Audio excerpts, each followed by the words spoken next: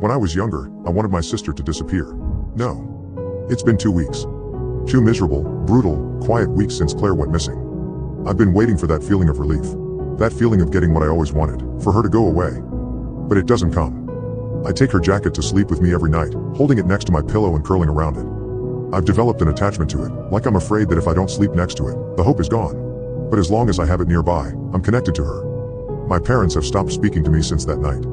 After the police arrived at Mary Beth's house, they spoke to us all separately. I told them the truth. That I knew she was planning to sneak out, but I said nothing, hoping she would get in trouble. The officer gave me a sympathetic smile before closing his notepad.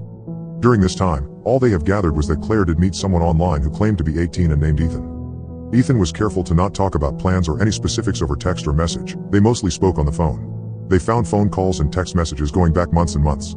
They did find video calls, but they appeared to have been tampered with, as well as their chats.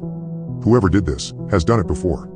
And from the messages, they've gathered that Ethan knew everything about Claire already, seemingly before she even told him.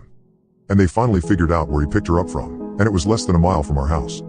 They found his phone, at the park down the road from us, the opposite way from Mary Beth's house.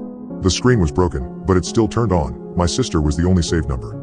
Ethan figured out a way to cover his tracks, but the police keep saying they'll stay on it. Every time the phone rings, or someone knocks on the door, my mom just about has a heart attack running to answer.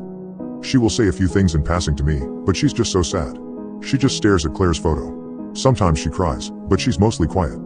My dad, I know he blames me. I've tried to explain that I had no idea it was a boy online. I thought it was someone from her class. I would never want her to get hurt. He doesn't care.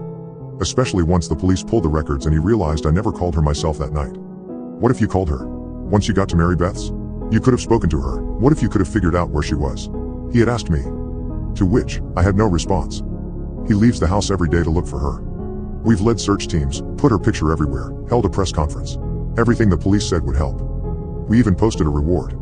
But the days pass, and my sister doesn't come home. It was a Monday when we found out. When you find out something that impacts the rest of your life, you really zone in on everything around you in that moment. The wallpaper that had begun to lightly peel above the mantel that held Claire's soccer photo. The smell of the Febreze my mom had just sprayed in the living room when the detective called and asked if he could come by to talk. The sound of the garbage truck making its way down the road. If I close my eyes, I'm back sitting on the couch next to my mom. My dad refused to sit. He wanted to remain standing, no matter how much the detective insisted otherwise. That Monday was the day I found out that Claire was really gone. And she was really gone, because they had found her. She was found 40 miles east in a wooded area, or what remained of her. A hiker had discovered something wrapped in green fabric sticking up out of the ground, and called it in. It was Claire. From the autopsy, the detective had said they were able to gather that she had been tortured and brutalized up until the end of her life.